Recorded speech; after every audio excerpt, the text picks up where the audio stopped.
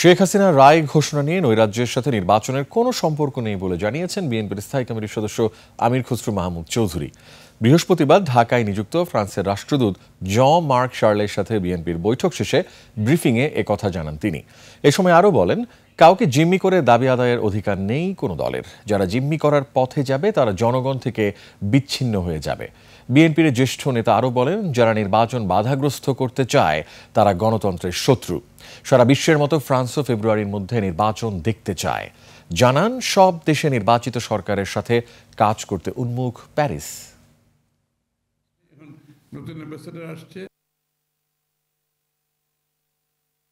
নির্বাচনের উৎসব বাংলাদেশের মানুষের জন্য, এবং এটার সাথে এই সমস্ত সন্ত্রাসী কর্মকাণ্ডের কোনো সম্পর্ক নাই।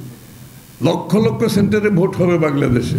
ঢাকা শহরের রাস্তায় তো ভোট হয় না, ভোট হবে সারা বাংলাদেশে 300 কনস্টিটিউয়েন্সিতে, লক্ষ লক্ষ পোলিং বুথে ভোট হবে।